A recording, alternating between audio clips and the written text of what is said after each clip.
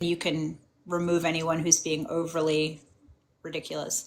That being said, if people are just asking questions that are more spicy or pointed, I'm actually fine with that. I don't need us to like yeet out anyone who's just asking a question, even if it's a more, even if it's a more harsh question. But if someone is very clearly trolling, obviously let's not deal with that.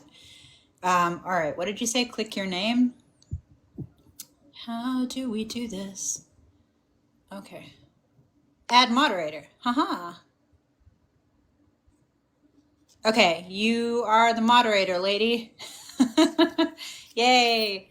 Um, all right, Bastien, can someone walk Bastien through camera stuff? Because I don't know how to do that. So, but you guys can hear me, right? They can hear you, yeah. Okay. So I think what's going on and I think do you have to have like a certain amount of followers before you can actually be seen? Is that what's going on? I don't know, honestly. Does anyone know if that's the case? While y'all figure that out, I'm gonna fiddle with my air conditioning because it's hot in here. Oh, it's 77 degrees, that's why. Okay, so every time I hit that camera, it says live access needed to go live on video as a guest. Okay, so it might be a follower count thing. That's annoying. Huh. Well, we can hear you, so that's the Well, main thing, I guess. there you go. I guess if anybody else has any ideas later on, let us know. I have no problem going on camera. I have cute green hair. I even took a shower for this. Damn. I know. I said to Bastien earlier via text, I said, don't feel like you have to be on camera if you don't want to be. And Bastien was like, but my hair is so cute and green. And I was like, dang it. Okay, you need 1,000 followers. That Okay, sucks. yeah. Oh, well. I don't have Um, that, so Dang it. You know what? Everybody go follow Bastien. Let's get it rolling. Then he can come up and be on camera. there you Um, go. I also had to take a shower for this. I looked like trash this morning, as you all saw if you saw my video about the live. Yeah, if we do get kicked off for some reason, or maybe we'll just split the live in half and we'll do half here and half on Insta because Insta will let you be on camera. So Okay. anyway, we'll figure it out. So hello, yeah, you guys. I mean, I don't want to direct all the followers to Bastian's like, actually, no, do not perceive me. But honestly, he's a wonderful human. So, you know, I throw him. try. So hi everybody. Thank you for being here to listen to the story. I have no idea really what to expect from the live today, but I thought since making the videos this past week that kind of start bringing Bastien into the story that I'm telling, and I mean, a lot of you will also have listened to the podcast Bastien did a couple of years ago. It seemed like a good idea to just have like an open conversation with the two of us where y'all can ask questions if you have them. If anybody else is in the chat who was a part of all of this and they do want to come up and talk, I'm definitely open to that. But Bastien, do you want to like introduce yourself a little bit? Like give us a little enter stage right? Sure. So actually, you know what?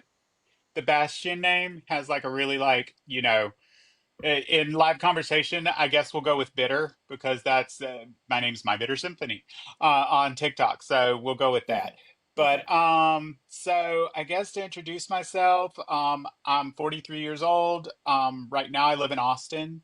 I work in emergency services, and this all happened to me a really long time ago. So if anything, if anything gets mixed up, it's not on purpose, but for the most part, I have a really good memory about this stuff. Celeste knows this. We've had many conversations, and in fact, since we started talking, a lot of stuff has like kind of come up. So I've got nothing to hide. Whatever anybody has to ask, I don't mind answering. Whatever you want to talk about, Celeste, I'm down to talk about. Yeah, yeah, and I think that's important to say. People in the chat are saying it's crazy to think this happened while I was a kid. I know it's freaking me out. Somebody, I don't know if it was you, commenter, who just made that comment, but somebody posted a comment on one of my videos this morning that was like, "Oh my gosh, I was a baby when all this happened," and I was like, "Man, you ain't got to make us all feel old. Come on now." Um, So I'm 38. I'm going to be 39 this year, so I'm a little bit younger than Bitter. But yeah, like, I think you make a really good point where you bring up the slipperiness of memory, which is something that he and I have been talking about kind of behind the scenes. When you're retelling a story that happened to you 20, 15, 20 years ago, plus, there's always going to be stuff that you're not going to recall 110%. And Bitter is totally right. When we have been talking about this one-on-one, like over the phone, there have been things that have jogged both of our memories, and we've been like, oh, holy cow, that's what was happening there. It's not that anyone's trying to be deceptive or mislead anybody. It's that we are dredging up stuff from the past that was very convoluted even at the time, and that we might not have thought about for 20 years. So it's different people's recollections of a series of events that even at the time were extremely obscure and convoluted. So that's kind of where some of the crossed wires come in, I think. Well, there is something I did want to bring up though, because I don't know if it comes across quite clearly in your TikToks, and I don't know if people realize this. So some people might be kind of confused about how this all ties together, like how my story ties together with Celeste's story and all that. So something I kind of wanted to explain and make more clear. So the way you've got to think about this whole thing is it's more like a timeline. My story comes before Celeste's story, but they're the same story because all these different forums that people mention, Minuo, TLG, they all come from the same source. And this is also a niche community. This is a very niche community and it's my understanding the longer it went on, the more insular it got. So you're talking about the same people doing the same thing in different places. So a lot of this, so it starts with Le Jardin Savage, and then people get upset about whatever, however LJS is going, and they're like, I'm going to go make my own thing. And so they go and do that. And so for a minute there, I think there was like three or four different forums that all the same people were just crisscrossing back and forth on. And I believe a lot of the same people who were playing the vampires were crisscrossing back and forth on the different forums. You're not talking about two different stories. You're talking about a story that evolved after I stepped out of it. So that's kind of, I'm not sure that that comes across, but they all kind of, all these forums just kind of like jumped off of LJS. Yeah, exactly right. And I mean, part of the reason for that is, as you kind of said, this was a very niche fandom. It's not that there weren't a ton of Anne Rice fans, there were, but the internet in the late 90s and the early 2000s, like there were just fewer people, honestly, like online. There were fewer people in fan communities. It's not like the landscape now where you've got these massive fan communities. And even within the Anne Rice fandom, the percentage of people like writing fan fiction or internet role playing was like even smaller still. So you have this pretty small community of people who were writing and role playing as these characters. Some of those people started this forum that Bitter was a part of, LJS, and then exactly right. From there, all these other forums kind of splintered out. So you're right. It's not two separate stories. There's this line of continuation, I guess, between these narratives. And that's something kind of interesting that happened this past week with this anonymous user in my comments saying, you're getting it wrong. Your story about TLG, Celeste, is not the same as Bitter's story about LJS. And that's just really not an accurate statement. There was a lot of interplay and back and forth. I'm going to Oh, look at, and what's go his ahead. name? Damien asked that question. So Damien asked why I didn't press charges against Shan. So you've got to remember what time period this was. When that happened, I believe when it all went down the first time, it was the end of it would have been summer into fall of 1999 because I graduated in 2000. So you've got to remember the time period, like the police stations and police force and all that really hadn't gotten a hold of how to track people on the internet, especially where I lived at in the middle of nowhere. So the sheriff's office that like was handling it wouldn't have known how to track down Shan. And Mhm. also, too, I don't know the specifics of that because I was a minor. My father went to the police, and it's my understanding that my father actually like confronted Shan as, the vampire and was like, I'm going to tell on you. And so it was a big thing that caused a huge thing in LJS where they were like, get off our forums until we figure this out. And but I'm not sure what happened with that police report thing. I'd have to figure it out or see if there's a record of it somewhere. But it was early. They didn't know how to track people down, Mhm. especially in those like more rural areas like where I was living. Yeah, I think that's exactly right. Somebody, Damien went on to say, well, why not try and track Shan down now and press charges? I don't know how that would work personally, and I mean, also obviously that's not really something for me to decide. That would be something for Bitter to decide whether he wanted to do or not. But my guess would be that the statute of limitations on something like that would long have passed at this point. Yeah. Um, and that's different too, depending on the state that you're in. We're talking about, a situation that happened across state lines, which would make it more of a federal, like it would make these days, it would make it like a federal cybercrime. But there were no laws on the books back in the late 90s about that. So it gets into very kind of complicated legal territory. But actually, I mean, that raises a question that I would love to ask Bitter, which is, is that something that you feel like you would have wanted?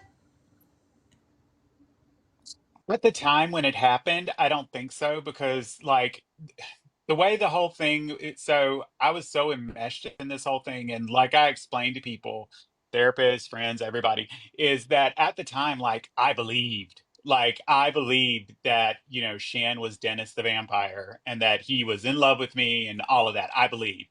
And the way it ended up ending was very sudden. My father took the computer out of the house. I was still in love with him. I would have never cooperated with the cops. I would have been like, I don't know what you're talking about. I would have never cooperated or anything. So I don't think at the time it would have gone anywhere anyway, even if like somebody had come and talked to me. Yeah. But now I don't think it serves anything now. At the end of the day, it was a psychic violation and definitely an emotional and mental violation, but there was never any physical violation. I'll share some tea. Even when I met Shan in real life, there was no physical violation. Mhm. So there was never a physical component to it. So it was a violation, but not something that I think that I would send anybody to jail for at this point. Also, too, she's like pushing 60. Like, I feel bad. Yeah, and it's hard too, I think. This is something that I've kind of encountered talking about this on the internet is that some people, and very fortunately, we've got a lot of people to come in the comments already who are like, some people are saying they were on LJS, other people are saying, I wasn't part of that, but I was in weird, like iffy fandom communities. So you guys, the people in the comments, you get it. You understand how things that happen to you on the internet, especially in this sort of strange imaginal realm of fandom communities, can really do a number on your head. But unfortunately, law enforcement, when I was talking to therapists about this as a teenager and a young adult, my therapist, like nobody really understood. They were like, "Oh, well, just like turn off the computer, bingo bongo, you're fine." And there wasn't really an understanding of the severity and real lasting damage that psychological violation can do to you. I think we have a better understanding of that culturally now, but we Yeah. didn't we didn't understand it at the time. Just to address Damien's question down there, I'm not going to get into physical descriptions of Shan. So I have no idea where Shan is. I don't know if Shan is still alive or if she's deceased. I don't know. My intuition tells me that Shan is still alive. I feel like, I don't know, not to get all weird or whatever, I feel like I would kind of like, I don't know, have like a sense if she was gone. I could be wrong. But I'm not going to get into physical descriptions because I don't want to dox somebody. That's something that I don't want anybody here being like, oh my gosh, I think I know that person. Yeah, and I think that's important too because one of the things that I've been accused of over the past couple of days is, oh, you're doxing people in your videos. At no point in time have I done that, and I'm not interested in doing that. I think that there is a very fascinating mystery at the heart of all of this. And I think that's why the videos have kind of resonated with people, because they are responding to the kind of intrigue of this old internet, weird internet thing, and the mystery of like, well, who really were these people? But there's a reason that even though I did use Kathleen's first name, I didn't use Kathleen's full name when I made the video about how she had passed on. I had people in my comments on Instagram saying, oh, well, you should reach out to her children and see if they can like talk to you about what they knew about their mom's involvement on the internet. And I was like, oh my goodness, I'm not going to contact a recently passed woman's children and ask them to talk to me about her internet vampire goings on. Like, that's not what this is about.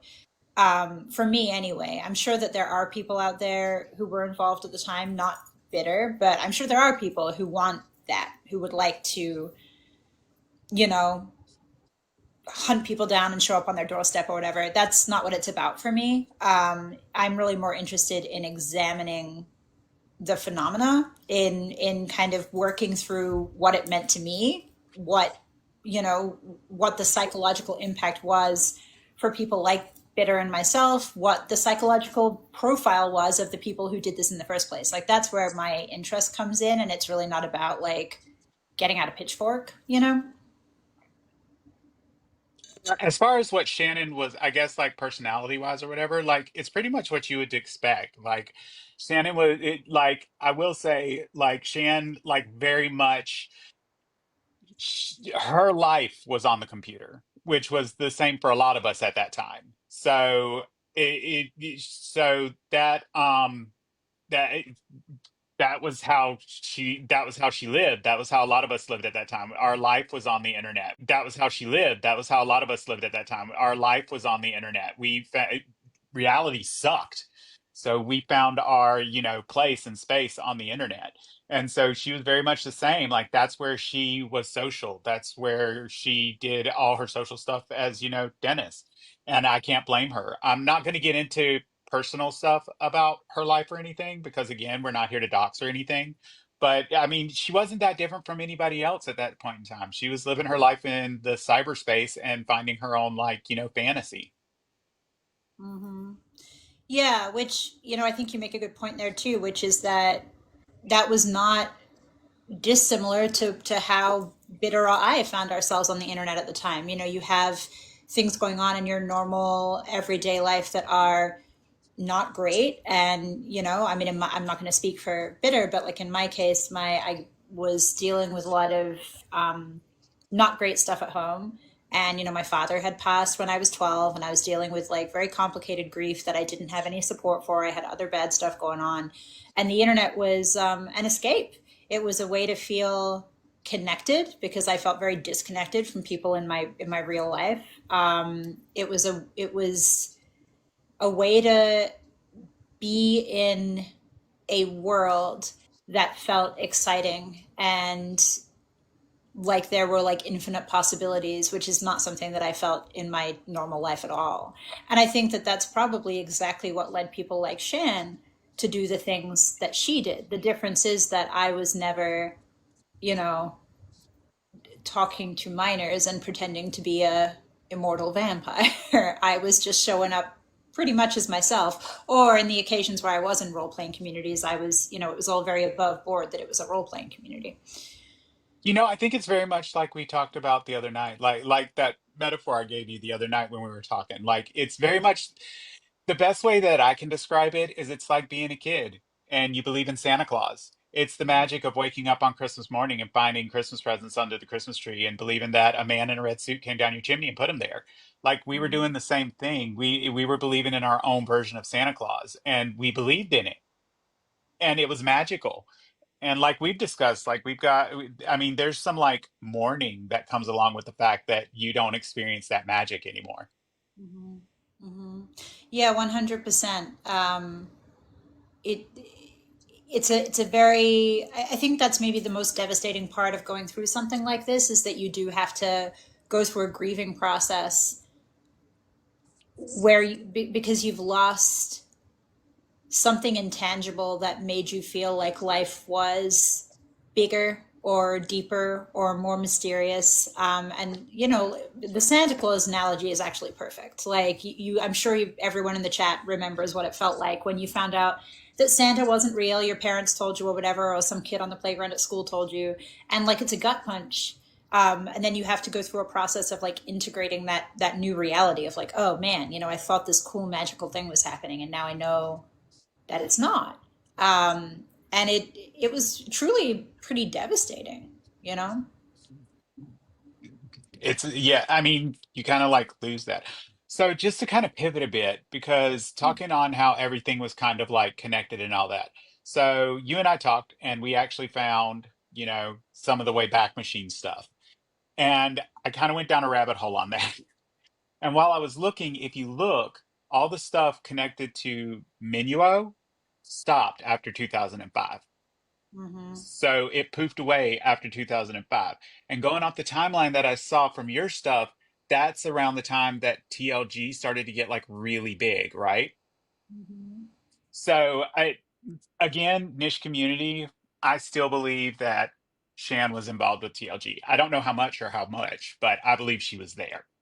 Yeah, so let's talk about that. Also, you guys, if you I know some of you are putting comments and questions in the chat and I'm trying to get through them. So if you know, if I don't answer immediately or we don't see them, please feel free to just reiterate. Um, Somebody's saying I knew the affirmations eternal vamps weren't real, but to a lonely 16-year-old who grew 16 to 21, the limerence was strong. Yeah, limerence is a great word for it. I think that's a great word for it.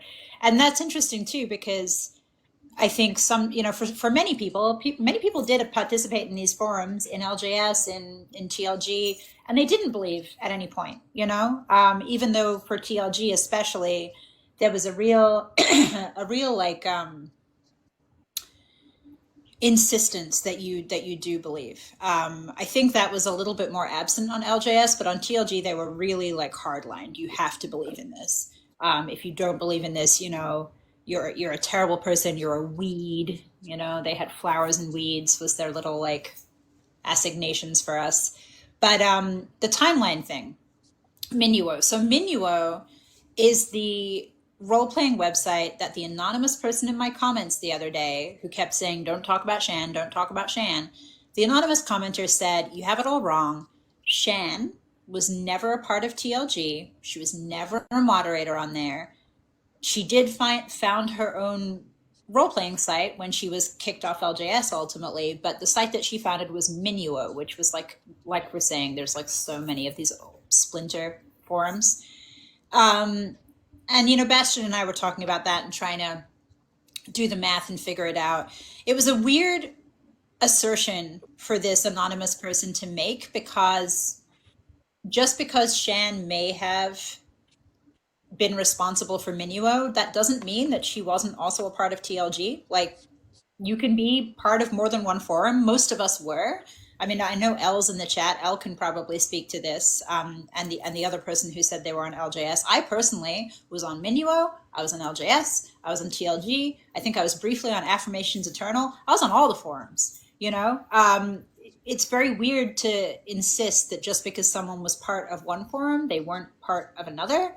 Um, but I thought maybe we could talk about that anon commenter if you're down, bitter, and if anyone has any comments about that saga from the last week because that was weird. Yeah, I'm down for it. I know your conversation with them played out a little bit more publicly than mine did. Yeah. I did have a conversation with a non-user as they were. Um, I will say what I was left with from the conversation. I do believe they were involved because they know things. Whether that was somebody who knew the moderators and because we both know on the boards there were people who knew the vampire slash moderators in real life and knew that they weren't real but interacted as mortals, and a lot of times would be involved in how they would try to prove that they were real. So Mm, that happened a lot. And so whether she was an actual vamp slash moderator on there, or whether this, I keep saying she, but we don't know if this was a male or a female, and yeah. or whether they were just like one of those friends. This person knew the people, and I believe they were involved. I don't know their insistence on why Shan wasn't involved. Think that's kind of weird, just being like they weren't involved, they weren't involved. It just seems really weird. And also too, like Damien over here keeps asking about how Shan was, and all that. Uh, it's hard for me to believe that Shan would just walk away. So the way it looks to me, looking on the way back machine, because we were both looking at it, something happened where Minuo shut down in 2005 and disappeared. Mhm. And it's really hard for me to believe that Shan just walked away. If I were to give an educated guess, and this is just my educated guess is that TLG got bigger than Minuo. And I do believe that somehow Shan was like, I will shut down my board and send my people to you if I can join your board. And Yeah. I believe that is a far more, because that's how those things worked back then. We both know that. Like that would be something where they would look at him and be like, I'll shut down my board and send my users over to you and increase your audience if you'll let me come and join you. And that is a far more plausible idea to me than the other one. Yeah, yeah, I think you're right on that. Somebody in the comments is saying, I just want to go back quickly and scan the comments. Ab News said, "Did you check the commenter's IP?" I didn't. As far as I know, there is no way to check an IP on TikTok. It's not like an inbuilt feature. Granted, I am an old person and I don't know all the things about TikTok, but even if I was able to look at anonymous user 828's IP address, these people are all using VPNs at this point. If they care that much about being anonymous, they're using a VPN.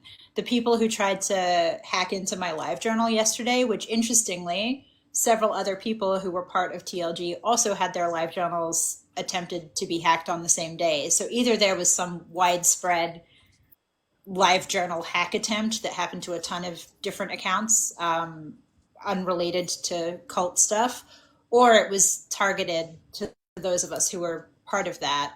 Um, the IP addresses that tried to hack were all the same, but one of them was in France. And to my knowledge, no one involved in any of this was in France. So unless it's actually Lestat hanging out in Paris being like, doo, doo, doo, let's hack LiveJournal, I think that VPNs are happening there, Wouldn't it personally. be like so bizarre if somebody like one of these like fake vampire moderators set their VPN to France on purpose?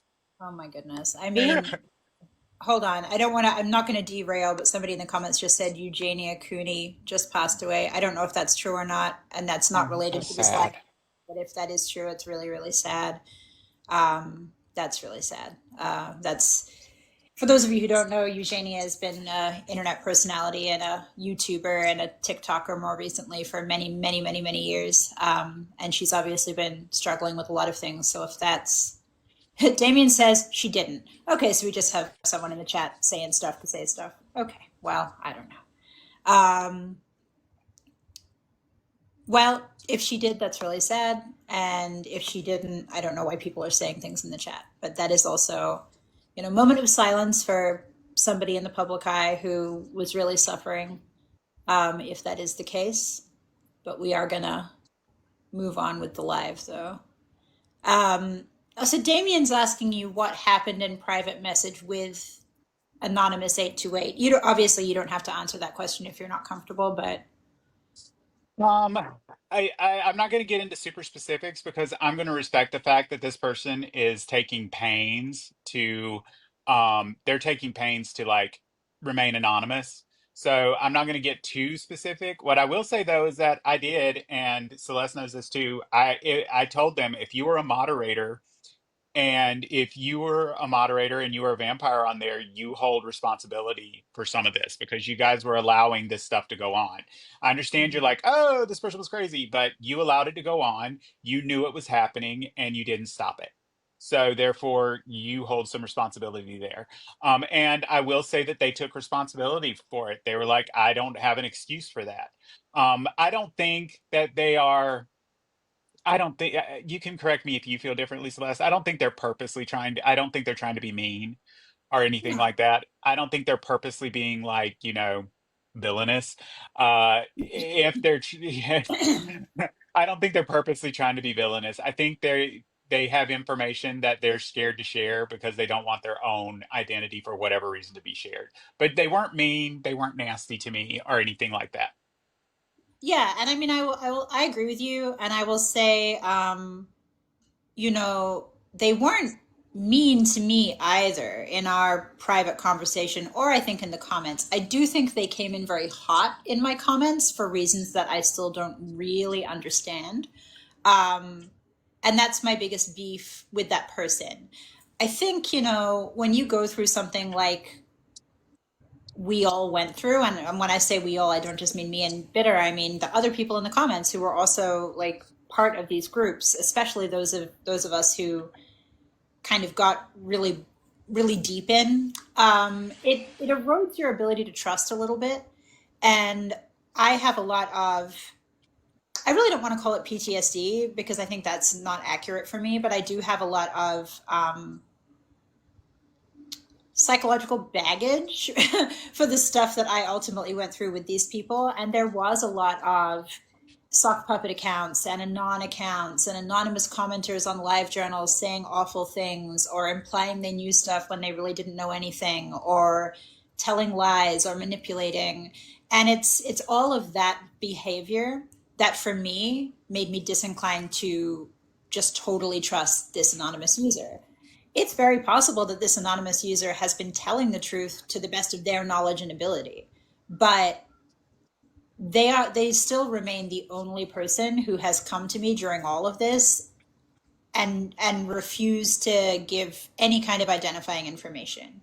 Everybody else who's messaged me has been pretty willing to go by their own name, or at least tell me what roles they played in the whole scenario. This is the only person who's like, I don't want to give you my name. I don't want to give you the character that I played on that forum.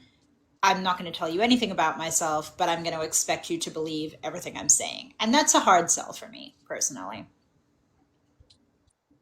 I will say though, I appreciate that, Damien, but like as Celeste has come to find out, as the more we've gotten to know each other, I don't need anybody to protect me. I protect myself just fine. This is a long time ago, and I don't look at myself as like I don't see. I was a victim. I'm not a victim anymore. Mm-hmm. I'm not a victim anymore. Not even a little bit. And I think that's a really good point too, and it cycles back to anonymous user, because for a minute there, anonymous user was trying to sort of, well, to me it felt like a manipulation. I could be wrong, but they were trying to kind of manipulate me and say, oh well, you shouldn't have brought Bitter's story into all this, and like, aren't you worried that you're gonna, by telling this story, re-victimize Bitter and like poor Bitter? And I'm sitting there thinking, Bitter is a grown adult in his 40s who made the decision himself to share his story before I even opened my mouth on TikTok, right? And again, he and I have had multiple conversations over the phone, and we know each other, as well as we can for people who only started talking a couple of months ago, but we've had a lot of very long, vulnerable conversations together. And I don't think he doesn't need people to protect him. He's making his own decisions about what he shares and his level of engagement with all of this brouhaha. And he's a very strong person. He's a very, very strong person, in my opinion. I'm just saying, you're a strong person, Bitter. I am strong. You're strong too. Like the fact of the matter is that, and again, more stuff that we've discussed before. I wouldn't take back anything that's happened as far as like boards or like if you listen to my podcast, I had other things happen to me just like you've had other things happen to you outside of the internet. And I wouldn't take any of those things back. Those things shaped me. They made me stronger. They made me, instead of letting them turn me into a broken person, I let them make me into a stronger person. So I wouldn't take any of it back. Mm-hmm, mm-hmm. Okay, I'm scrolling up through comments just to see what questions we have here. um, Abnews said, "I wonder if there are more cults like this for other fandoms." There totally are. If you guys have not fallen down the rabbit hole of the Final Fantasy house, just Google Final Fantasy house. It's an old lore. This is like old internet lore, but it's fascinating and horrifying. And I've definitely heard stories from other people who have, I think someone in the comments actually earlier was saying they were involved in a Harry Potter role play group that also got really crazy. So it's unfortunately not as uncommon as you would think. I think the reason that it got so and can get so gnarly with Anne Rice or anything vampire adjacent is that the fictional world there, I don't know what that was. I don't know what happened. Thank you. Roses. I don't understand TikTok. I heard a cash register sound and I You was like, making money? You're what's making happening? money, girl. You're making money. Ooh, I don't understand that. What was I saying? Yeah, I think no, I got totally derailed by noises. I don't like the Zoomers are amazing because I feel like their brains have grown up on a different kind of internet than the internet I grew up on, and they can tune all that stuff out. But it immediately just like it's like a squirrel running across my field of vision, and suddenly I'm like not understanding what's going on anymore. Um, da, da, da, da. Have any of the vampire admins reached out at all? Said Kells. Yeah, yes and no. I guess it depends on what you mean by vampire admins. So, for example, yeah. So Elle in the comments is saying, that she was a vampire admin on other forums. To my knowledge, and Elle and I have talked privately. I don't think Elle was an admin on LJS or TLG, but definitely was an admin on other vampire roleplay forums around the same time. Um, Both Bitter and I are in contact with some other folks who were admins on LJS. Obviously, we're not going to say who because that's their story and they, have not explicitly given us consent to tell it. So we're not going to do it. But we have had conversations with them. No one to my knowledge, who was a admin on TLG has come forward. There are people in my DMs who I am a little suspicious of, but there's no one has come forward to me and said I was Armand on TLG. Let's have a conversation. Um, Da, da, da. Okay, yeah. So I'm not. I promise, I'm not trying to just like answer all Damien's questions and no one else's. But Damien said, "What are you looking to do with exposing them?" And then said, "Apart from cursing them with me begging them 24/7." I'm going to turn that over to you, Bitter. Even though I didn't, even though you, I guess, kind of got drawn into the TikTok of it all. But I mean, did you have an intent when you did the podcast originally? So originally when I did the podcast, it was more about like my own self therapy. It was about getting that out there. It was a story and I wanted to tell it because I guess in a way, even though like I couldn't like personally talk to Shan or whatever, like I felt like I was expressing, what I went through and making it real. And so that's what I did. I kind of put it out there. As far as all this, and that's funny because we were just talking about this. As far as all this goes, when I kind of first got kind of drawn into this, the TikTok of it all, my first intent was just more about like it was more about the fact that I heard a name I hadn't heard in forever, which actually ties back into a question that was down in there. The whole Bastion and the game thing. I had no idea about that. I had no idea about that until I saw Celeste's TikTok. So that was a total shock to me. And Celeste has her own like theories on why that was used and how it was used. But uh, now at this point, the point of me doing this for me myself is not because I think that Shan is ever going to apologize or that she's ever going to take responsibility for any of this. That's not my intent. My intent is to take that energy and that I guess you would call emotion and place it where it goes. It goes on her. And what I mean by that is that, like, this is your fault. I'm telling you it's your fault. You can accept it, you cannot accept it, you can apologize, you cannot apologize. This no longer belongs to me, it belongs to you. And I'm leaving it there. And that's what I have. That is my intent. Like, if I were to ever be able to have that chance, that's the only thing I would want to do is be like, you did this, you did this thing, it's your responsibility. I'm leaving it with you. Celeste Button. I don't know what that means. Sorry. um, so, okay, Elle just said, I won't out her, but another Lestat from some of those larger forums did speak to you, Celeste.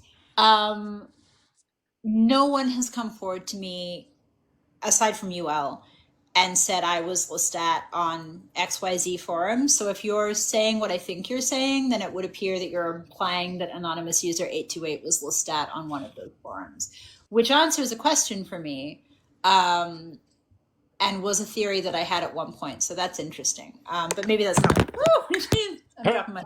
Woo! Hello. Maybe that's not what you meant. I guess we can DM about it later or not. But in any case, there's also a couple of old TLG members rolling up in the chat now. Patrice is here. Patsy's notorious in a cool way. Um, Her name is definitely on my replies. I don't know who you're talking about. I don't know. I don't know. But also, like, truly, there's been so much going on in the comments section over the course of the past couple of weeks that I've probably lost track. Celine said, I would love to hear y'all's theories on the game. Um, I turn it over to you again, Twitter. What are your theories? Well, let's recap a tiny bit just for anyone who forgot. I know you guys hate it when I recap, but I just want to make sure everyone's on the same page. When we're talking about the game, we're talking about the thing that happened on TLG pretty early into TLG existing, where in order to help convince members that the whole thing was real, the Lestat on TLG ran this kind of game where you could put your name in the hat to be chosen to meet a moderator in real life. Lestat basically said, okay, if I choose you, then I'm going to pop up on your doorstep as myself, as a vampire. I'm going to prove to you in some way that I am who I say I am, that I'm immortal. And then you guys have to go back on the forum and tell everybody that this really happened. And three people were chosen. One of them was kind of like a member who I think no one had really ever interacted with, some kid called Flyboy. Dolce or Kathleen was the other person who was chosen, and she was a very well respected member of the forum, grandmother in her 60s, blah, blah, blah. This is the person who has since passed on. And then the third person was, well, it wasn't actually Bitter, that's the point, but it was somebody using the username that Bitter had used on LJS. So I open the floor to you. What's your theory on that? Whoever Lestat was, they were involved in LJS, obviously. So they knew about the whole thing. Whoever was playing the Lestat on Through the Looking Glass knew Dennis and knew the story of me and Dennis on there, obviously, because they used it. Now, users spoke about this a little bit with me in private, and they said that they weren't sure why that name was used and why they used my like actual story in it. But apparently, according to user, they know who the Lestat of TLG is, and they were saying that they are a well-known what's the word I'm looking for, when you copy other people, when you're writing and you copy somebody else. Oh, like plagiarist? Yeah, she was. This user said that this Lestat was a known plagiarist, and Mm. so according to user, they believe that they just took the story that they heard from LJS and put it on the TLG. I have a hard time with that because I don't know. It feels very personal to use that, especially the way they used it. Like they used actual stuff from the actual situation. Hmm. So that leads me to believe that like they had to have been told stuff about it to use it the way they did. Yeah. I have no idea why. I'm open to your theories too, Celeste. Yeah, I don't know. So it's weird to me because those of you who've been looking at all the videos that I've been making, you will know that my theory up until Bitter popped up on TikTok and messaged me was that B, the person who supposedly met Lestat in the game and Link went mad, I thought that was just a sock. Somebody else in the comments said, Flyboy was definitely a sock puppet account to just further the narrative. I agree. And I definitely thought that B was the same. I thought that this was someone who didn't exist. They were just a character who had been made up. Obviously, their story about meeting actual Lestat and going crazy was not true. Um, so this whole time, I've just been like, oh, well, that person never existed. And then suddenly I get this DM being like, hi, you're not going to believe this, but I am that person. But also, no, I never met an immortal vampire and like went crazy. Here's what actually happened. So I don't think that you can avoid I don't think any reasonable person can avoid drawing some connective tissue between LJS and TLG at this point. Because at the very least, you would have had to be on LJS looking at what was going on with Bitter and Dennis to have used that in your like story on TLG, right? So anonymous user 828 is saying, okay, well, TLG Lestat was just a plagiarist and they must have heard about the story and just used it. I think that's possible, but I also think why would you use such a personal intense story? Any normal person, any person with a conscience who had seen what went on with Bitter and Dennis at LJS, I don't think you would want to touch that. We're talking about a very serious, real thing that happened to a minor. Why would you want to take that story and twist it and reshape it and use it to like prove that your like role playing forum is real? That's a weird thing to do unless you have a personal investment for some reason. Um, and so I That's what don't I know. thought. That's what I got from it too. Like it felt like a really personal thing to use. So it's hard for me to believe that this is somebody who had no idea who I was. Like it just that I don't buy that. In the very least, they interacted with me enough to be like, let me use this story. Right, right. Because it's just odd. It's an odd thing to do. And I will say there was like a lot of weird sort of competitive stuff going on between LJS and TLG, which also to me furthers the idea that this wasn't just two role playing forums that happened to exist around the same time. There was like some beef behind the scenes because I have chat logs where people would come into the chat room on LJS and try and steal members away to TLG. There was this whole situation where someone came into the chat room using the username Wolf Killer, which if anyone recalls from Anne Rice's books, was like a moniker that Lestat used in the novels. And came into the chat room, acted all mysterious, acted all kooky and weird, and was basically directing people to come join TLG. There was a lot of weird crossover between those two forums. I know for a fact that one of the moderators on LJS, the woman who played Pandora, later wound up playing Pandora on TLG. So it's difficult for me to believe that Shan never, ever, ever, ever had anything to do with TLG. Anonymous user 828 says that no one on TLG liked Shan. They couldn't stand her. She tried to join and become a moderator, and they kept telling her to like go away. I don't know, maybe, but again, it's hard for me to just accept that with no proof whatsoever. I don't know. That's how I feel. And I think like Bitter is kind of on the same page with that. I mean, I very much am, and also too, like I don't think this is doxing or anything, but I will share this because it's kind of funny. One of the things that user brought up was that Shan had tried to like hack had tried to like hack through the looking glass or whatever, and had come to user and been like, hey, will you help me hack it? But this whole time user was like, but I hate Shannon, she's crazy and I didn't like her at all. And I was like, well, I don't generally ask people who don't like me to hack sites for me.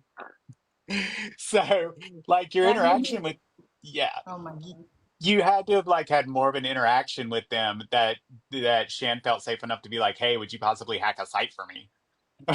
Right, right. And I think like you told me that a non user's response to that was like, oh well, that was just Shannon, and she would ask anybody anything. And like, look, maybe, but yeah, I don't go around asking people to hack websites for me unless I have some kind of like pre-existing. connection with that person. I certainly wouldn't ask someone who was basically a stranger, which is kind of what a non-user was trying to make out to you, Bitter, was like, oh, I didn't even really know Shan. Like, I heard things about Shan, but I didn't really know her at all. But then in conversation with me, the story was very different. And it was like, well, I knew Shan really well. So which one is it? Did you know Shan really well? Or did you basically not know her at all? Like, these things are not adding up. And again, I'm not saying that that means that a non-user is Shan. I'm just saying something odd is going on. Oh, I want to be real clear too, because I was seeing the comments too. We don't know who Shan was on TLJ or if she was on there. We can look at the pieces. Like I said, I believe that Shan ran Minuo because Mhm. you can literally go on the Wayback Machine and see Dennis's web pages from Minuo. And like we said earlier, it went on Minuo kind of disappeared in 2005. And I have a really hard time believing that she just disappeared and never went anywhere else. And she obviously knew people on TLG because she was talking to them and things like that. So she knew them. And we don't know if she was on TLG, who she was playing. We don't know. I can tell you that Celeste has shared chat logs with me and stuff, and there are very familiar sayings and very familiar ways of thinking, of going. And also, too, and Celeste can tell you guys that what's also kind of weird is that apparently the same kind of thing that happened to me on LJS ended up playing out with another vampire and another quote unquote male mortal on Through the Looking Glass. Yeah, yeah. And I mean, people in the comments, especially people who have been in fandom communities and roleplay communities, are pointing out that some of these behaviors and these storylines are like not that uncommon in role playing communities generally, and I agree with that. But yeah, like the whole thing where Bitter, was this genuinely a human mortal person who then wound up having this relationship with this vampire, which then in the world of LJS got turned into a kind of plot point and a thing that was playing out on a stage, kind of. That did happen at TLG, and those of you in the comments who are on TLG will remember this because it was an exhausting and lengthy saga. But those of you who are on TLG will remember that a mortal human being joined TLG under the username Maxwell the Demon, which is definitely a Velvet Goldmine reference. And if you haven't seen Velvet Goldmine, you should because it's a great movie. But anyway, he was supposedly this like little gutter punk kid from Staten Island, and initially when he was part of the forum he was just a regular dude. Like, I have friends from TLG who were like, oh yeah, I'm pretty sure I spoke to him on Yahoo voice chat. Like, he was just some guy. But then suddenly he like disappeared. He started this like, clearly some like flirting was going on between him and the Armand character on the forum. And then suddenly he kind of disappeared from view and no one knew where he was, and everyone was very concerned because back in the day it wasn't that easy to find your online friends if they suddenly disappeared off the internet. And he popped up a few days later with a moderator status under his username, and he was acting very different and acting very kind of like cold and supercilious and, hey Allison, how are you, it's so nice to see you. Yeah, just acting totally different. And the narrative was that he and Armand had been in this sort of relationship, that they had started meeting in person, that they had fallen in love, and that he had then been turned into a vampire. And forevermore, he then became a thorn in everybody's side because he was a moderator, and a huge pain in the ass.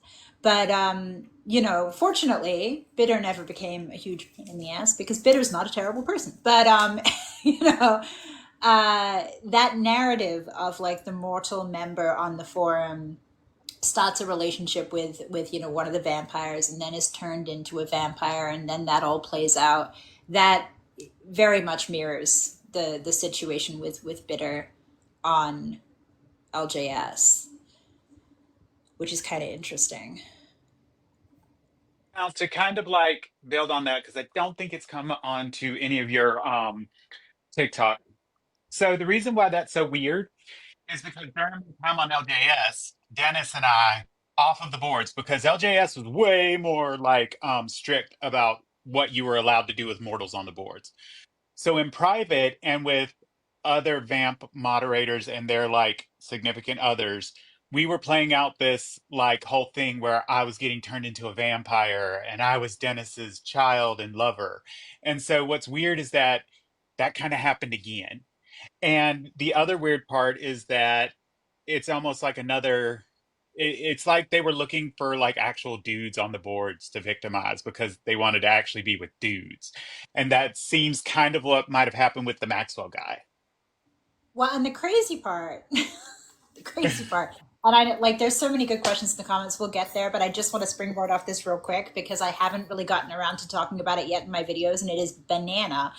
But I have spent a lot of time over the past 6 weeks digging back through my archives and looking at old archived live journal stuff and just like really becoming a detective in the story of my own weird life. And something that I had forgotten but then remembered was that the Maxwell Armand situation was extremely convoluted because at some point a narrative emerged. And again, like this is the difficult thing with telling these stories because it's kind of like we don't really know for sure. There's very, very little concrete, solid, confirmed information.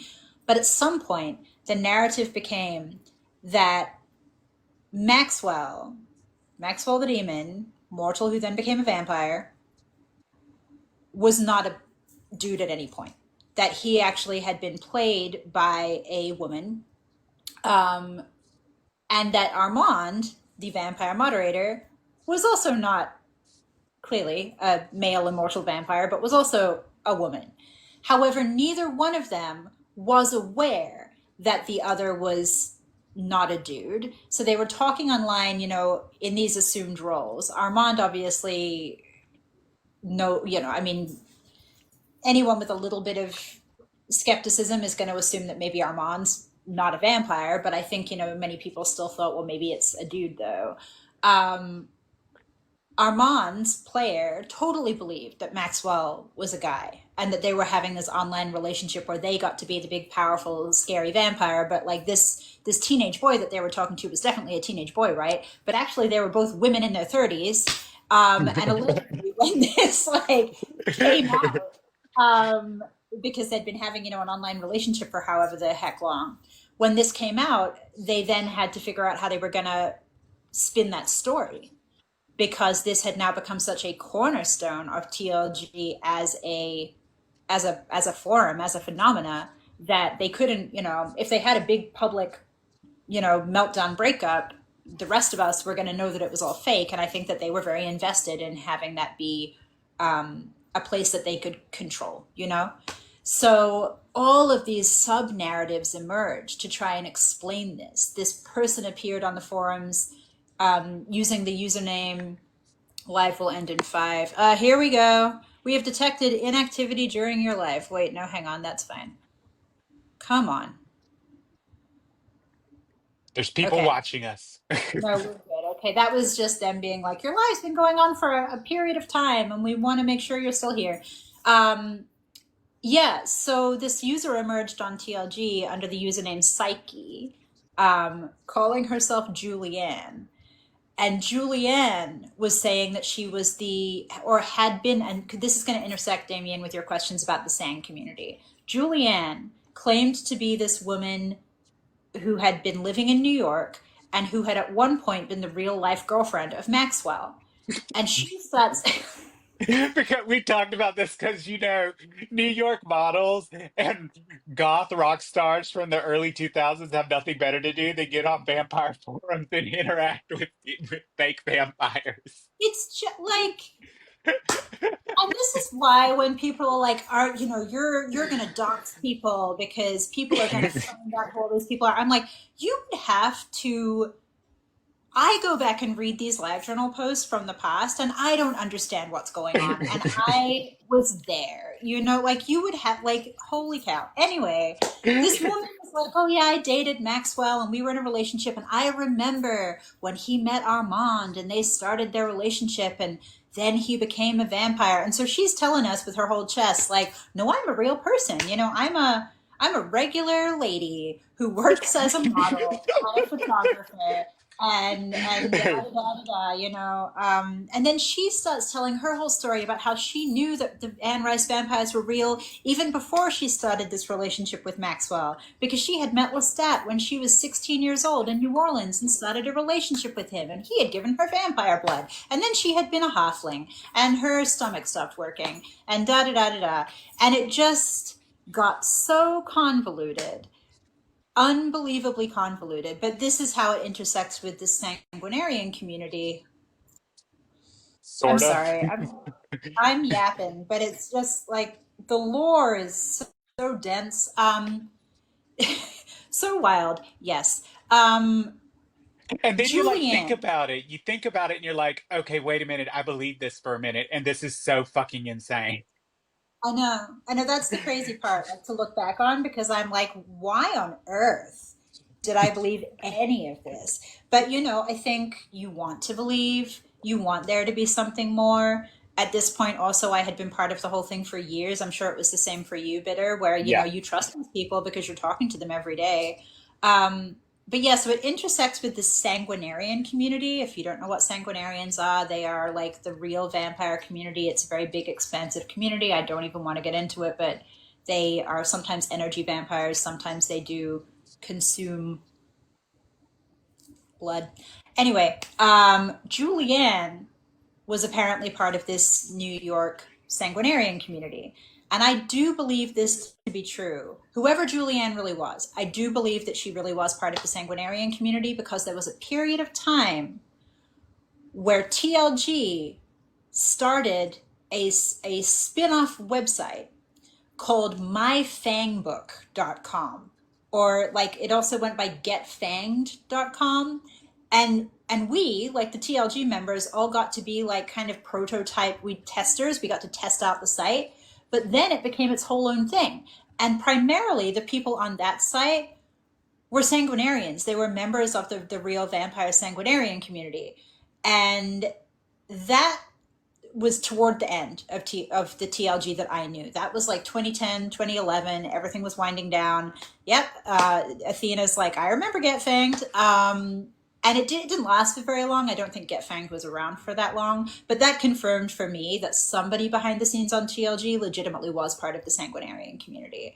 But yeah, Julianne's whole story is wild. She was out here telling people that she had really met Lestat, that she had really met Louis, that she, you know, was dating Maxwell at one point and had met Armand. Was she She, hanging out with Bill Ballard? I'm sure that she was. I like honestly, you say that as a joke, but I think that did enter the story at some point.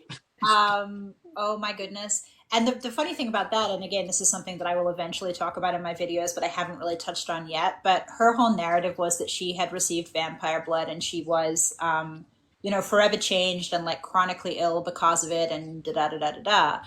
And there were a small group of us that she basically manipulated into believing the same was true for us. I was one of those people. I have journal entries from her where she's like, "You and I are blood sisters because we have vampire blood from the same vampire." Um, and as silly as that sounds to say out loud, you have to remember that I was invested and involved with these people for a decade. And even if initially some of that, you know, for me was like, yeah, well, you know, I don't know. Over time, especially when you're bullied into trusting people, when the narrative becomes like, oh, you don't believe me, well, f you, you're a terrible person. Like, what, you don't even believe, you know, your friends, you don't even believe the people who you claim to be so close to, like, what's wrong with you?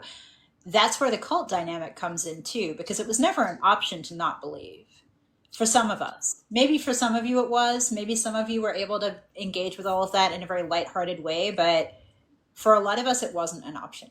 You had to believe. And if you didn't believe, you were going to get bullied and publicly humiliated and threatened with being cut off from all your friends and all the people you cared about. It was really messed up. Sorry, I went on a whole rant there. I apologize. Who is Nixie? Like they keep talking like who is Nixie? Do I know Yeah, Nixie?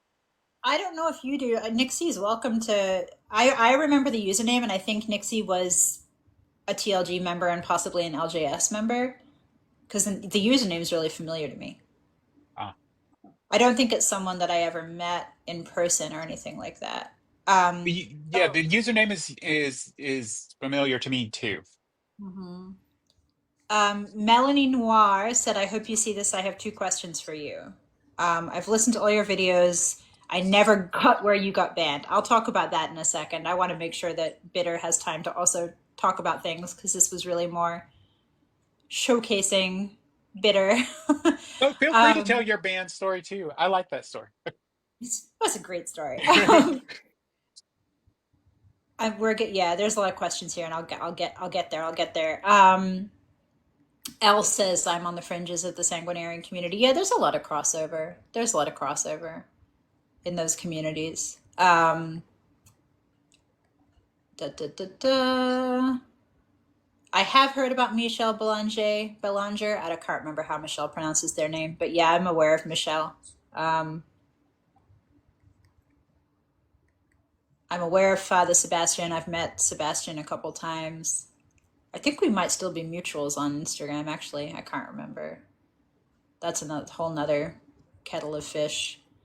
Um, Oh my Drinking goodness. blood just seems unhygienic. I could never do it. Not like I'm like judging or whatever, but like drinking somebody else's blood just seems unhygienic. I'd be like, this just doesn't seem good for you. It is extremely valid concern. I will neither confirm nor deny whether I have done such a thing. What was the question? Oh, how did I get banned? Essentially, like in short, and I'm sure if there are TLG mods lurking in the comments, they're probably like, "That's not what happened." But I basically got banned primarily because I was asking too many questions, and I was talking to people that they would rather I didn't talk to. There, at the time that I got banned, there was a lot of banning going on. I mean, the other thing you have to understand about TLG specifically is that people getting banned or suspended was very, very common. Um, it was not unusual to get banned if you just kind of looked at a moderator the wrong way. There really was kind of a culture of fear a little bit in that place where you had to be very careful about what you said and how you responded and interacted with the moderators because if they just didn't like you one day you might get banned. um, for me, though, the banning happened because there were people on the forum at the time who were new moderators, and they were essentially trying to bring the whole thing down from the inside for various like personal grudge reasons. These people were upset with what was going on at TLG. They were upset, I think, that they had been allowed to be moderators, but they weren't getting the airtime they wanted. I don't know. There was personal grudges going on. And so they were sharing information with people like me, people they knew where had been harmed by the whole thing, and doing things like sharing screenshots of like private moderator message boards where moderators had files on all of us, where they were talking like mad shit about, various different members, myself included. And they were encouraging, people like me to share this story with like the wider community. And I did. I was writing on LiveJournal. I was talking to other people. I was saying, this is what's happening behind the scenes. And it's really messed up. I was talking to moderators about it. I was asking moderators directly, like, "Hey, heard you said this thing about me. Heard that this, that, and the other is going on. Like, do you have anything you want to say about this?" But I think the final like nail in the coffin, so to speak, was that I found out using a tool called Stat Counter. It was like a piece of code that you could embed in your website that would tell you like who was visiting your website.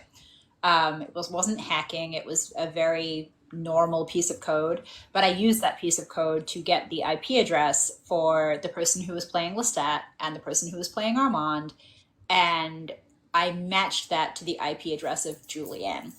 And so I talked to Julianne directly and I said, either Armand and Lestat are in your basement using your Wi-Fi, or it's you. Do you want to talk about this? And she did not want to talk about that. And then I got banned. Perma banned forever, ever, forever, ever. Other people, over the course of all of this, some people would get banned and they would get let back in. There is no getting let back in for me. The last contact I had with these people was 2014. I had sent a email to them through the website that still exists to this day, and I had said, it's been a really long time. I think we've all grown and moved on and changed. Like, is there any possibility that you would let me back into the current iteration of the forum? And they basically sent me back an essay that said, never, ever, ever, ever, ever, ever, ever, ever, ever do we want anything to do with you ever, ever again. It will not change tomorrow. It will not change next week. It will not change in 10 years. We don't want anything to do with you. This is a boundary. Go away. You are crazy. So that was a clear answer. That was very clear. Who was Julianne? Don't know. No idea. No idea who Julianne really is. Um, so yeah, that's how I got banned. But I will say, in the interest of being sort of fully transparent, and I've talked to Bitter about this, and I have another person from back in the day in my DMs who I've been talking to on and off for the past 6 weeks, and I've been candid with him about this as well. I wasn't a well person between the years of 2004 and 2014. Like, I had a rough decade, man. And I was not stable. I was desperate, desperate to be loved. I had had a very dysfunctional and bad childhood. Very bad things had happened to me. And I believed that I was completely incapable of love or human connection. And the only time that I had ever felt something that approached love and connection was from these people. And so I was not in a good place, I was very unhinged. And so from their perspective, if I'm going to give them grace, which I am sometimes inclined to do, I definitely don't blame them for seeing me as a unpredictable and possibly dangerous element to what they were trying to do, because I wasn't able to um, be chill. I had no chill. I did nothing. Uh, I think you're being too nice to them because at the end of the day, I think you're being too nice because at the end of the day, they, you know, added to that. Like with the shenanigans, with the way that they treated you, the way they treated other people, they added to that, precarious mental state. And so they were getting upset about something that they had helped create.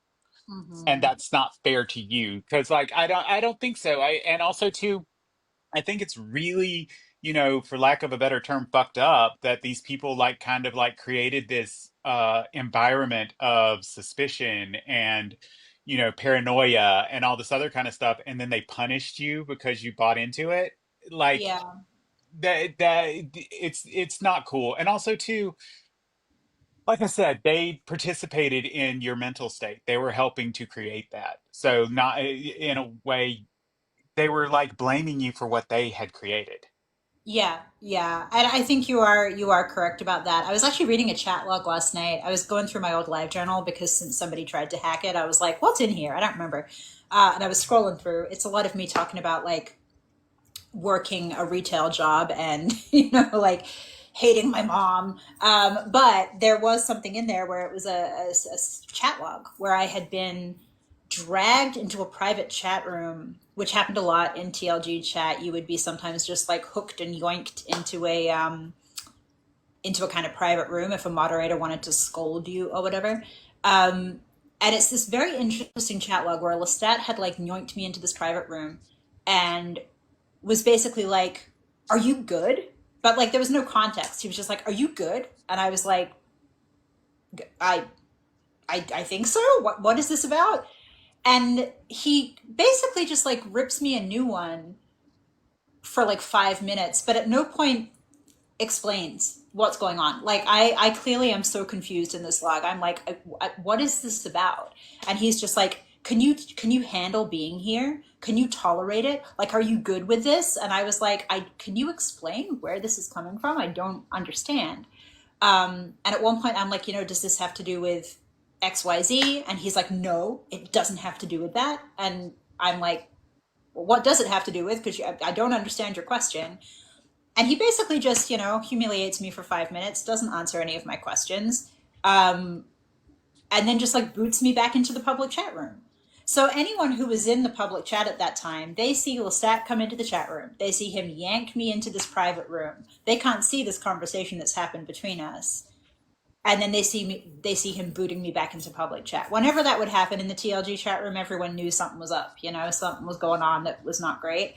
And that would happen all the time, not just to me, but to other people. And I was talking about it with a friend of mine last night, and she said, do you see what's happening there? She said, they do it on purpose. They have no interest in actually seeing if you're okay. They have no interest in seeing if you can actually handle what's going on. He doesn't tell you what you've done wrong. He doesn't tell you, you know, what this whole thing is about. He just wants you to feel bad. That's the only reason for doing this. And, honestly, until she broke that down for me, I didn't understand I was like, man, I must have really done something wrong. Like, what did I do? And that happened And all the time, all the and time. to kind of keep something in perspective for everybody, and the people who are involved in these forums know it, and me and Celeste know it. These places attracted broken people. They were attracting broken people, and they knew the audience they were attracting. And also, to even more of a greater extent, the people playing the vampires were broken people. These are people who, like Damien was asking about this, a lot of us were very insular. We did not have a lot of real life friends. We had really horrible family lives. And the same was true for the vampires slash moderators. Like they were living these same insular lives. And so you have a whole bunch of people all feeding on their, like, trauma and mental illness. Like a lot of us were having trauma-based mental illness at the time. And we were everybody, I think, in a way, was feeding on each other's trauma. But I think the vampire moderators were like the biggest predators. If we were piranhas, the vampires were the sharks.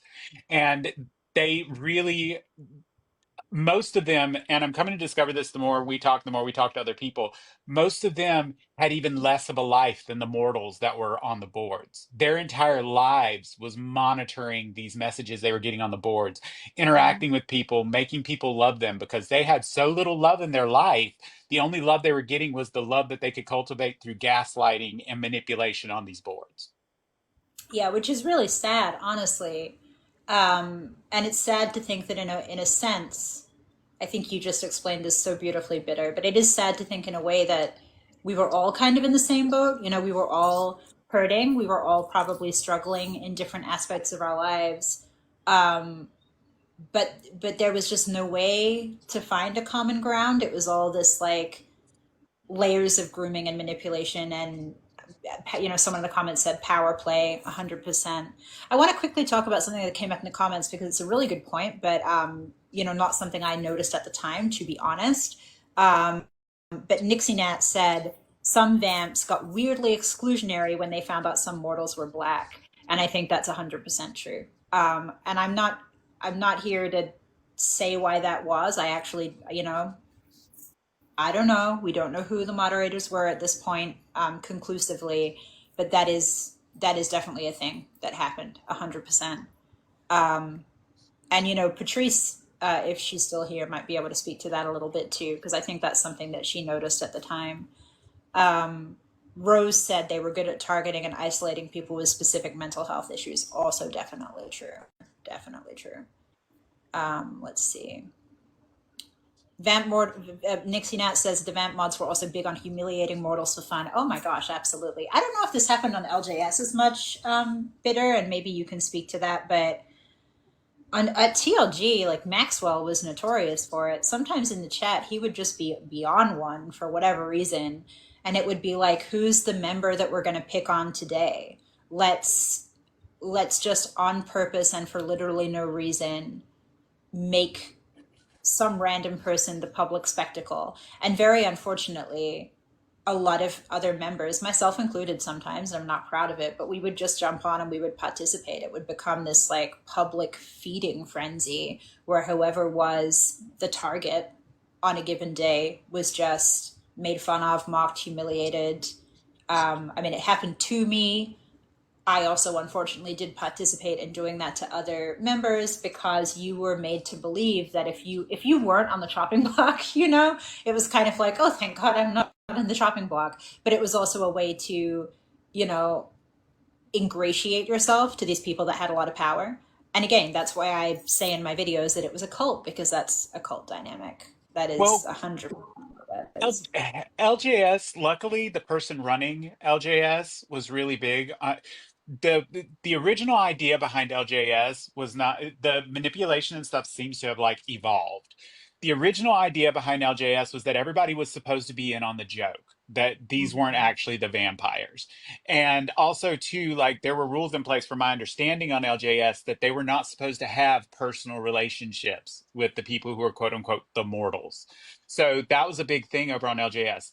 But what's odd is that a lot of them would do those kind of things behind the scenes. They wouldn't do it on the boards because of who ran it, and they wouldn't do it in the public chat room because of who ran it. But behind the scenes, like Dennis would do that shit to people all the time, especially in like AOL chat, and like how you could make like an AOL chat room?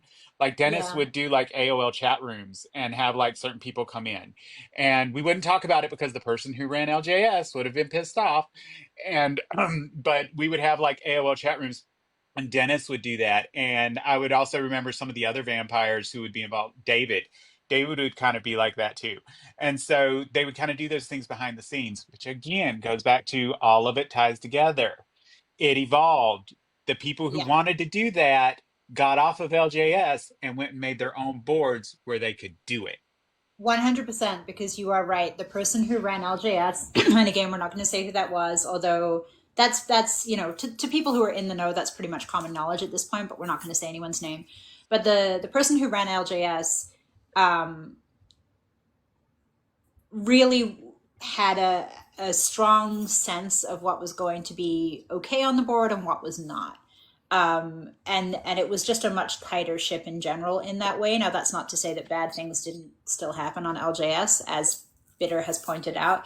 But for the most part, like the person involved, the person at the helm of all of that, had a pretty good head on her shoulders and was not going to put up with too much nonsense. The same was not true of TLG.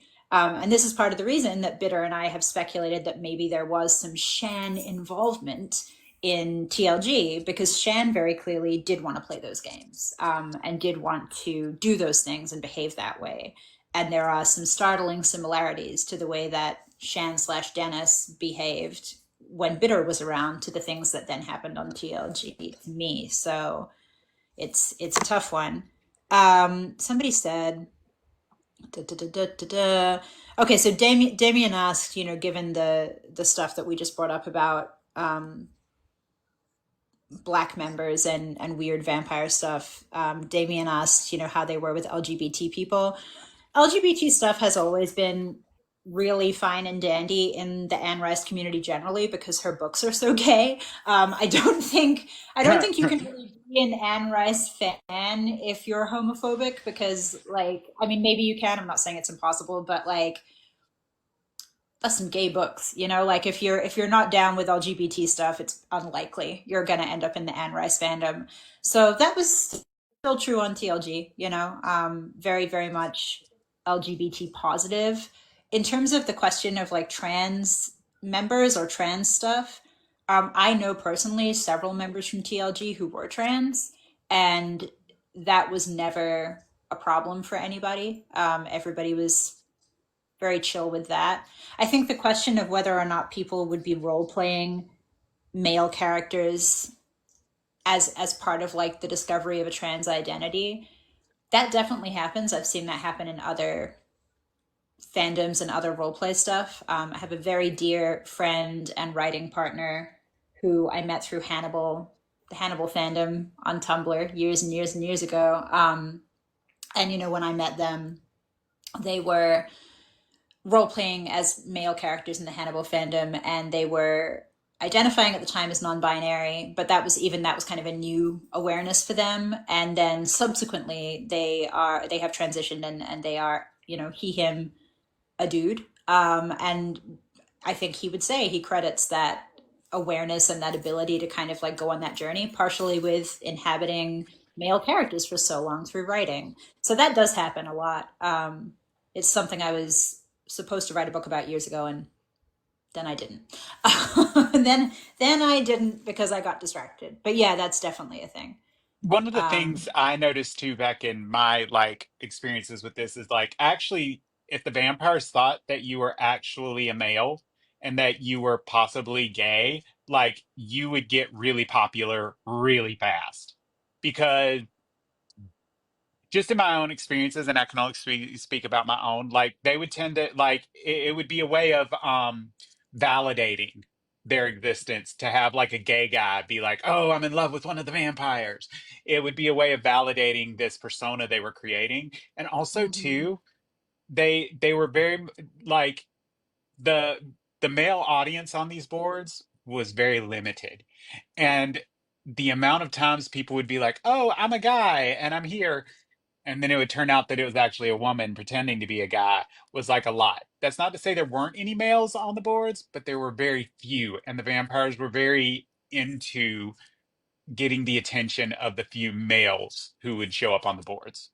Yeah, yeah, exactly. Co-signed exactly all of that. I know of several people who made male alter ego personas on TLG who definitely were not trans, but who were doing it just because they had correctly observed that if you turned up as a mortal dude, you were just much more likely to get attention and special treatment because and I think anyone who's existed in fandom spaces will co-sign this statement, but it's it's more of a phenomena in fandom and in role play for women who are predominantly the people involved in those spaces on a role play level. I don't know why that is. It just is. There's more women involved in those spaces than there are men. Because Um, males have the imagination of a jar of mayonnaise.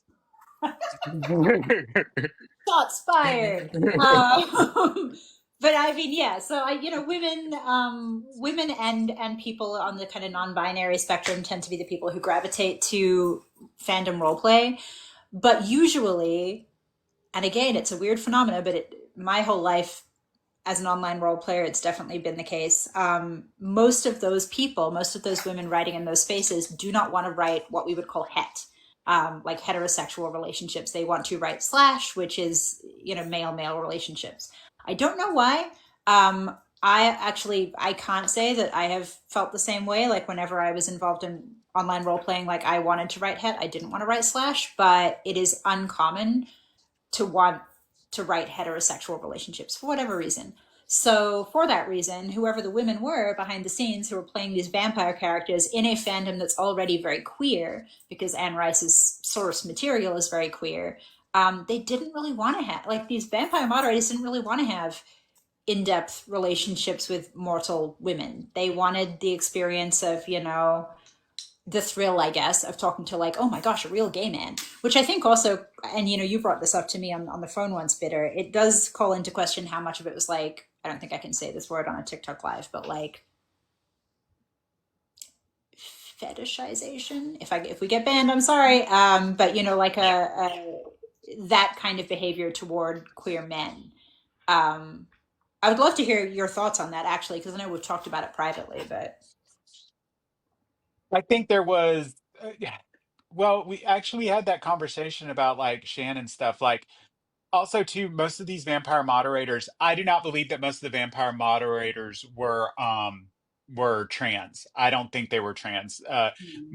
Yeah, as much as Shan lived her life as Dennis, in real life, Shan was very much a female, and Shan's interests were very much female in real life. So I don't think Shan was trans or anything. But there was this fetishization that went on amongst the like women in the boards, and as far as the vampires went. They all were drawn to the people who identified themselves as queer, and all the like off-board relationships that I knew about were gay mm-hmm. are quote unquote gay. Mm-hmm. So all the off-board relationships I was hearing about was that they were gay. And then also too, like the interactions that the vampires were having in private. and I guess Nick seems to know some of this stuff, but I bet she would co-sign it too. Like in private, the role play that the vampires were doing was all gay. Yeah. So, and in fact, like you would get like it was my understanding that you would get people coming in and playing the female vampires, and they would get bored being the female vampires because nobody would interact with them, and then they would jump on one of the male roles. So Mm, yeah, there was definite fetishization of queerness. And in fact, I don't know if I covered this in my podcast. Dennis was the first person I ever vocalized in real life that I was gay. Like yeah, you did. I had never told anybody that in my entire life. And I tell this, vampire on the internet I'm gay, and he totally validates me. And that was the start of like the whole like victimization part. And it all started with this person's fetishization of gay dudes. Which is really, oh man, like I know you, I've heard you say it before, but it just like gives me like body chills because that's such a, I would imagine, I haven't gone through that, but I would imagine that's such a formative, important, big thing to do as a teenager, right? To vocalize that to somebody for the first time ever. And your that part of your story is now inextricably linked to this like awful traumatic like predation thing. It's just like very and then I get mad and I'm not really someone who gets angry, but then I get angry and I'm like And that's even how my family found out that I was gay. My family didn't find out I was gay by me saying like, "Hey, I'm gay, accept me." They found out from, "Oh, you're having an internet affair with a vampire." So it right. was all kind of crazy. Right. And like I think you say in the podcast, your dad really the problem was not, oh my gosh, someone is preying on my son on like it, I think you said to me like if your dad had thought that Shan was Shan, probably the whole like grooming you on the internet thing would have been like a non-issue. It was the fact that your dad thought that it was like an older dude or like a dude at all. It was more like, oh, this is a queer thing and I'm not okay with that. A fun VS. fact, and I don't think I told you about this. So, like, obviously, like, my dad knew about the Dennis thing. He also knew when I started talking to Shan behind Dennis. So he knew that I was, and once he found out that Dennis slash Shan was a woman, he didn't have any issues. He had no issues letting me get onto a bus and go meet this person in real life because it was a woman. And so now, yeah, that actually, I just made that connection myself. Yeah, he had no issues. Once he found out that Shan was a woman, my whole family had no issues with the fact that this person had preyed on me as a teenager. But oh, well, they're actually a woman. Oh, it's fine. Go do whatever. It's great.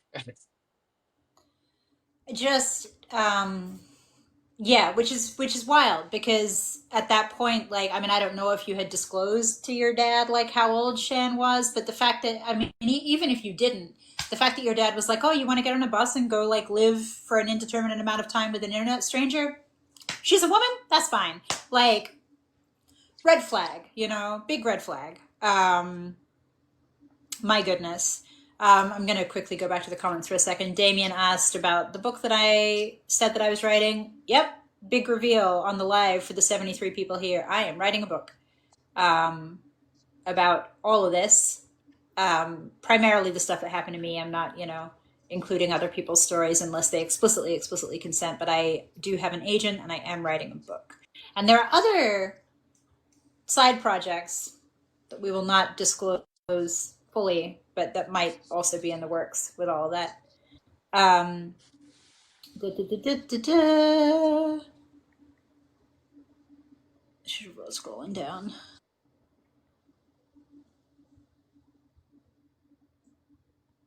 Lots of stuff about the AMC show going on in the chat. I like the AMC show, just saying. And I don't even mind that they like got rid of the whole like come on, you can't put a dude on TV and be like, here's this vampire who owns a plantation and eats his slaves. Like that wasn't going to be on TV. Yeah, I'm fine with most of the changes they made. I will admit, showing my hand here a little bit, but as somebody who just feels like I have never in my life seen a piece of adapted Anne Rice media where we got like a book accurate Armand, there was a part of me that just really wanted book accurate Armand just to see it done right once ever.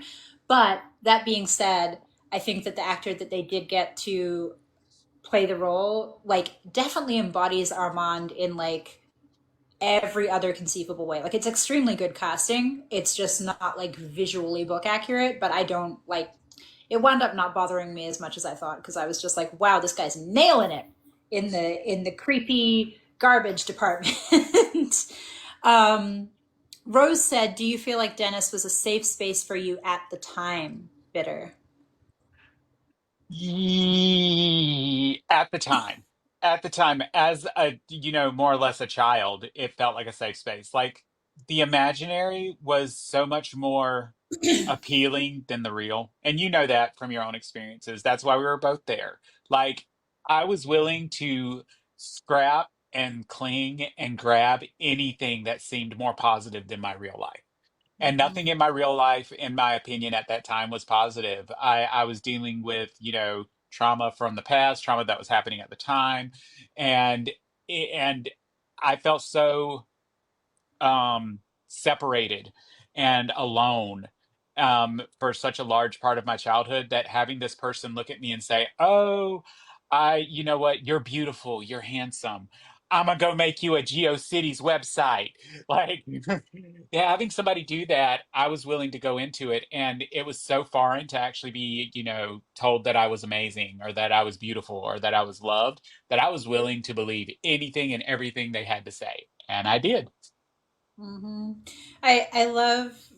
I love the fact that building you a GeoCities website is like a love language, but truly, like at the time in that era of the internet, like that was extremely meaningful. Somebody's going to build you an entire ass GeoCities website with the like little blinking gifs and the animated gifs of torches, and a big door that said welcome. That's a big deal. That's a big He deal. made me Someone he made me a gift fireplace. There was a gift fireplace. But we were talking we were talking about that actually, what, I think yesterday, about how it was so odd because it wasn't really like it was like this weird amalgamation of real life and role play because you would go into like so I would just for examples, I would go into um chat rooms or AOL rooms with like quote unquote like the vampires and Dennis, and we would all be like imagining we were in like a room and we were all interacting in somebody's, fabulous mansion. But it didn't feel like role play. It did not feel like I was role playing something. Like it felt like I was actually there, like I was actually interacting with somebody in an actual environment. It was very odd. Yeah, I've been working on a chapter of the book that tries to explain that phenomena as like there is a kind of interesting linguistic space between like reality, it's just me and you in a chat room, we're talking about our everyday lives and what we had for lunch, and then role play, which of course is like very purposeful storytelling where you set the scene and you're creating the story together, and it's this very like hard fictional place. And then there is this sort of third space of we're still sort of ourselves, but we're writing as if we're in an imaginal third place. And it's not role playing because we're not telling a story in that way, but we're making this sort of mind palace almost that's externalized through a chat room or through a Exactly. Mind website. Palace. That's a good word. Mind Palace. Mhm. But it was And it it was happened weird. it happened a lot on TLG because the main chat room, the TLG chat room was multiple little sub chat rooms, kind of like in Discord. If you log onto a server, you've got all the different, like, what I don't think they're called rooms, some channels in the server, much like that, right? But in a different graphic interface. And so the main chat room on the TLG chat room was called the parlor.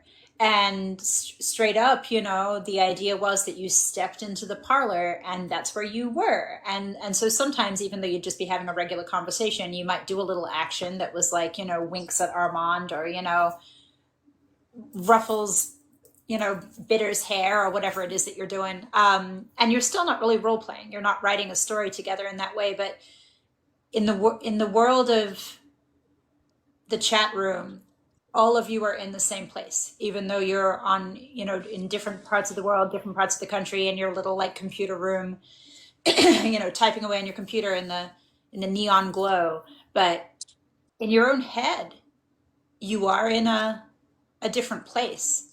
And that was very intoxicating to me, specifically as someone who didn't want to be in my crappy bedroom in the house I shared with my mom in suburban Perth. Yeah, because the way that like Dennis would explain that.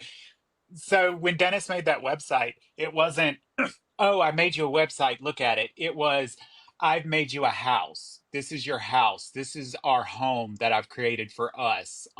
So here in this space, I've created this home with this, gift fireplace. And it almost becomes like totem-esque. Like you would use these like really corny like late 90s early 2000 gifs and be like these are real and they actually represent this over here.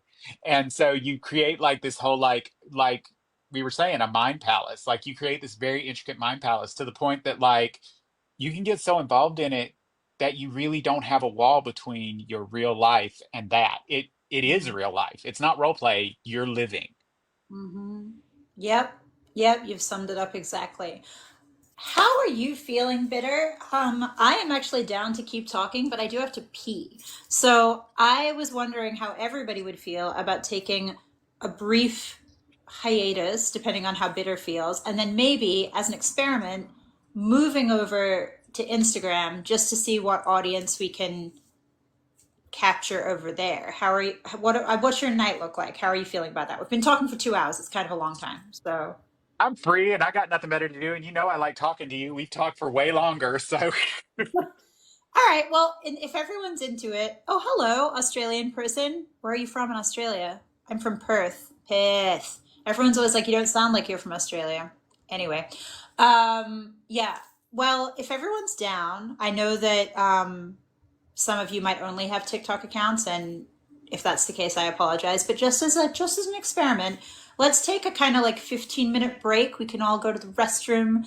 We can get a snack, whatever it is we need, and then let's adjourn back to Instagram. Again, my Instagram is Celeste Mott, Mott. Go find us over there, and then you can also see Bitter's green hair, which will be there you very go. exciting. All right. Yeah. I'll meet you guys over there. Okay. All right. See you guys later. Thanks for being here.